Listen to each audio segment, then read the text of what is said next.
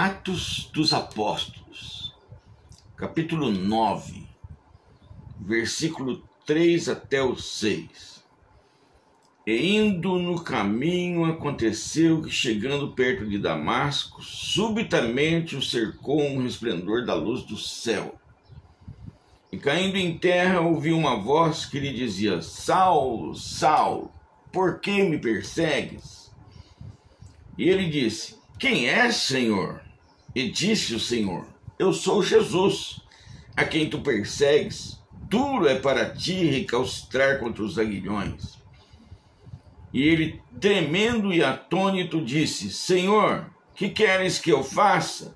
E disse-lhe o Senhor: Levanta-te, entra na cidade, e lá te será dito o que te convém fazer. Saulo de Tarso, depois seria chamado de apóstolo Paulo. Isso retrata a conversão dele no caminho de Damasco. Saulo de Tarso era um homem extremamente inteligente.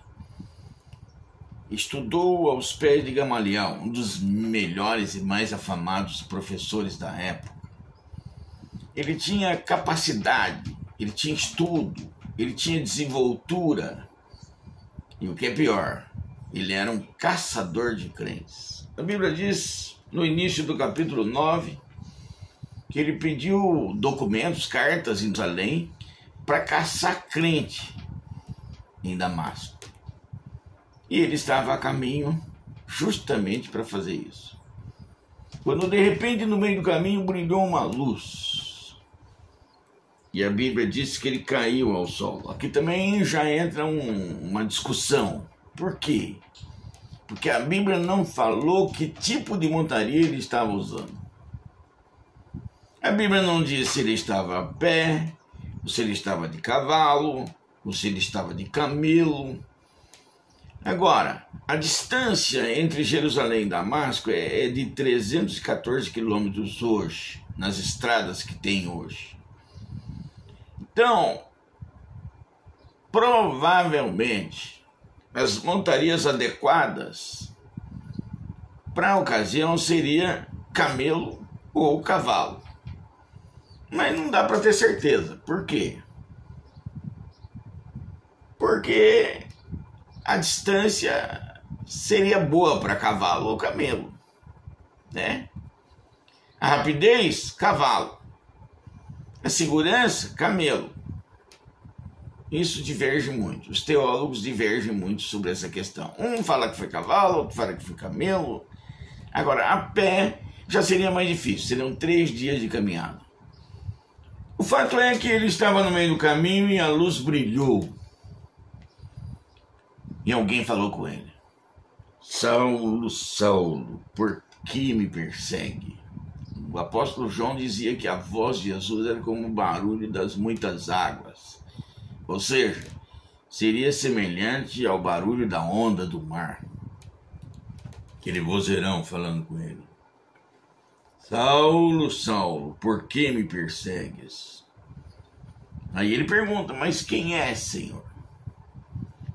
Eu sou Jesus, a quem tu persegues. Dura coisa é contra ti recalcitrar contra os aguilhões. Um aguilhão é alguma coisa pontuda, uma lança, um espinho. Recalcitrar contra os aguilhões é como você agredir coisa de ponta. Você vai se machucar. Você entende? Provavelmente é como você dar murro em ponta de faca. É uma expressão paralela. Então foi o que Jesus falou para ele. Você está dando murro em ponta de faca. Lutar contra mim?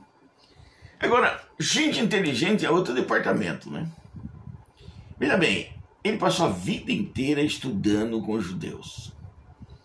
Ele se transformou num doutor da lei.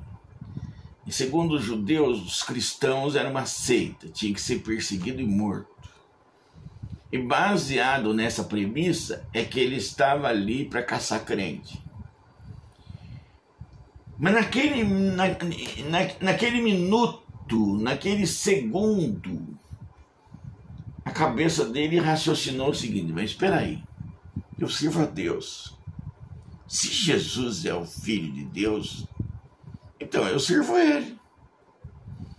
Aí acontece, em questão do quê? Em fração de segundos ou de minutos, a cabeça dele entrou num turbilhão e ele pergunta: quem é, Senhor? Disse o Senhor: eu sou Jesus, a quem tu persegues. Ele raciocinou com uma rapidez impressionante, de um minuto para outro. E aí o que ele responde a Deus: o que o Senhor quer que eu faça com o Senhor? Olha, até um minuto atrás, ele era contra os cristãos. No minuto seguinte, ele simplesmente diz: não, o Senhor agora é o meu Deus, eu te sirvo, o que o Senhor quer que eu faça? E a resposta de Jesus foi: levanta, entra na cidade e lá vai ser dito a você o que você tem que fazer.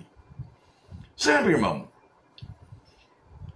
para bom entendedor, pouca palavra basta. Tem gente que fica pensando, leva 1, 2, 3, 4, 5 anos para pensar, para raciocinar, para ter conclusões, para ver se decide seguir a Cristo ou não. Tem gente que é enrolado. Tem gente que vai numa igreja, ouve uma pregação inteira, Deus fala com ele e ele fica lá titubeando entre dois pensamentos: será que eu aceito? Será que eu não aceito?